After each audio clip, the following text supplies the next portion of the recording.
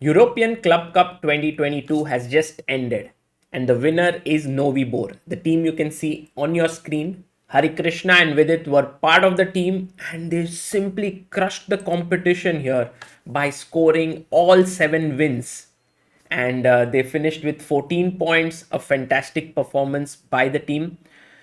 But in the last round, the game that all Indians were looking forward to was Arjun Erigaisi, the youngster, the young talent, 19-year-old, taking on the legend, 5-time world champion Vishy Anand. On the top board clash, Vishy representing CSU ASE Super Bet and Arjun playing for Typhoon. So let's have a look at this game and how it panned out because it was very, very exciting. Vishy, starting off with white, goes for e4. Arjun responds e5, knight f3, knight c6. We had the Rui Lopez on the board. In some ways, Anand is this player who has amazing knowledge of openings. Arjun, on the other hand, is this rising talent. He's also trained by Anand in the Westbridge Anand Chess Academy. So Vishy definitely knows Arjun very well. And here was Arjun's attempt to play something slightly offbeat. And we are seeing this happening with Anand often. Like even in this tournament, we saw Rauf Mamedov playing a slightly offbeat line against Anand and getting a very interesting position with white. So Arjun goes for knight g7. This is the sixth most popular move in the position. You know, a6 is a6, knight f6, bishop c5, f5. There are many more popular moves, but knight g7 was played. Still, you can find more than 11,000 games in the database. Knight came out to c3, then knight to g6. Now we are down to just 320 games. d4 by Vishy. Knight takes, pawn takes, queen takes. And c6 was played by Arjun, bishop c4. Interesting to note that Arjun has already played this once against Vaishali at the Kolkata tournament, where he went queen b6, bishop e3, takes, b5, and later on he went on to win this game. So Anand could have been prepared. You know, he provoked b5, went back, b4 was played, and we are already in fresh territory. This is all prepped by Arjun, knight a4, and he plays bishop e7. Now, when you get such a position, you really don't want to be grabbing such a pawn because firstly, your opponent is well prepared, and in this particular case, it's not so good because of bishop f6, queen h6, and queen a5. Already some trouble here. You can't play b3. This is hanging.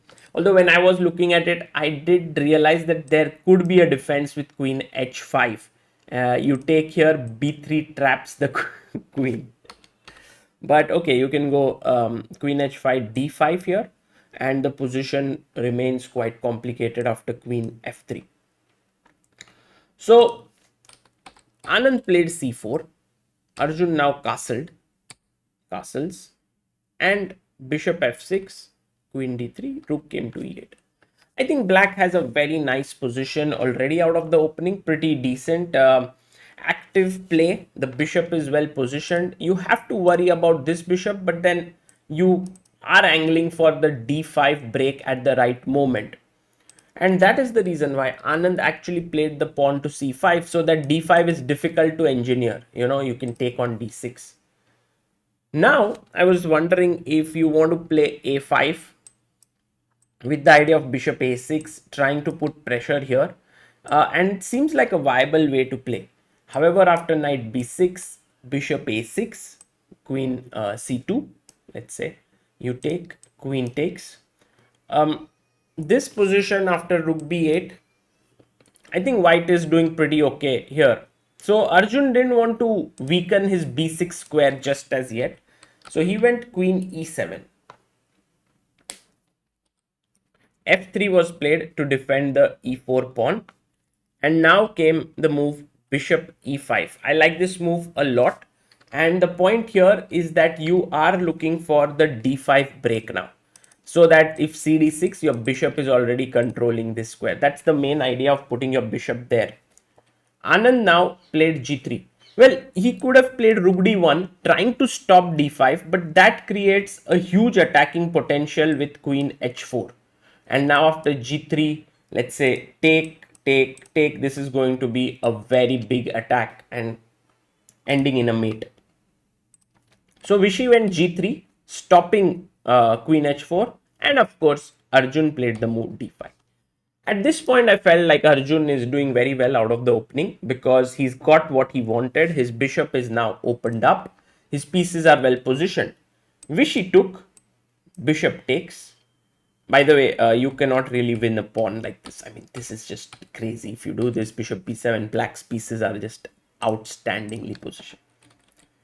So, cd, bishop d6, rook d1, bishop c7, and now bishop e3. And here, black to play. What did Arjun play here, which was very, very good? So you might want to develop your bishop here, and that could be the plan, like bishop e6. But after something like bishop c5, it seems like white is doing well.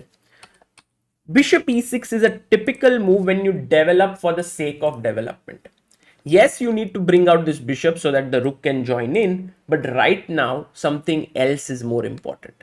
And this is exactly what Arjun realized as he played the move h5. His plan is to hit h4 and sort of soften up the king side even more. Here, knight went to c5. Now, if you went bishop c5, Arjun had prepared queen g5. That was his plan. Knight c5. Knight came to e5. Queen c2. And in came the move h4. I was also wondering if in this position black could go directly here, but I think white would have anyway played f4. So Arjun's point was that here his knight is slightly passive. So let me first get knight e5, queen c2 and then h4, so that when my opponent plays f4, I will go to g4. Bishop is hanging right now. So bd4 was played, and now Arjun went rook d8, which was a very natural move. But I think also possible was bishop b6, putting pressure on this diagonal, preparing rook d8. And a very nice point here is that after bishop f3, rook d8, rook c1, knight h6, you want to go bishop to g4, sort of weaken his position, the light squares a bit.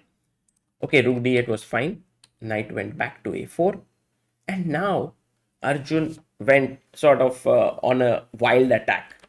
He could have taken, and now a very interesting move was to take on f4. This simply opens up the position completely with rook d6. Okay, queen h4 looks definitely worth a thought, but after takes and queen g2, you cannot take on d1 because of a mate here, and white is better clearly.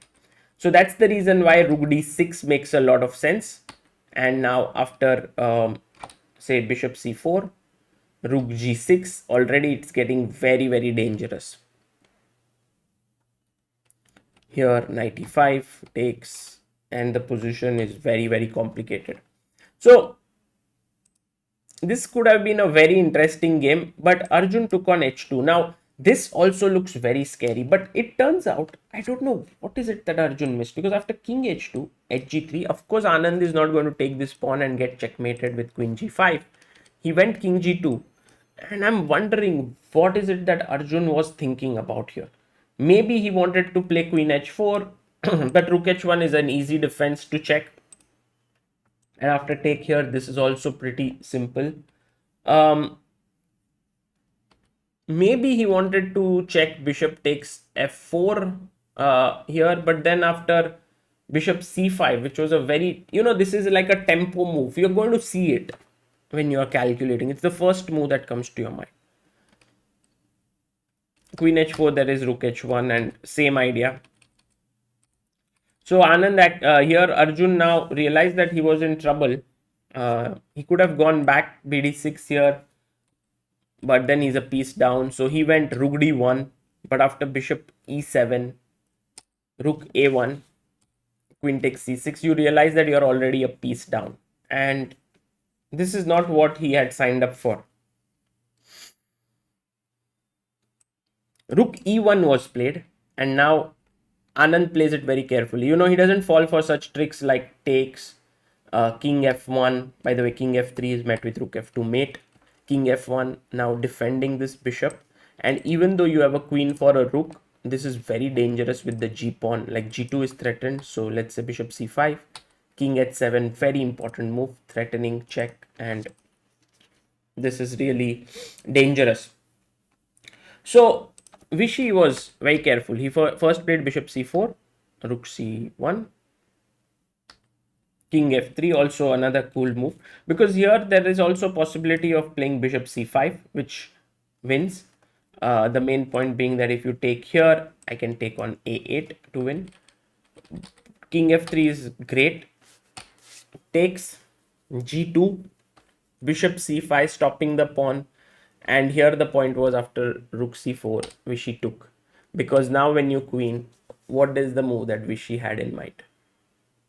Yes, very important to give queen h3 check, not queen f5 check because of queen g6 and black is in the game, but queen h3. And now once the check king moves, you take the queen because now your queen is no longer hanging. And with this, Vishy Anand managed to beat Arjun Erigaisi in their first over the board classical encounter.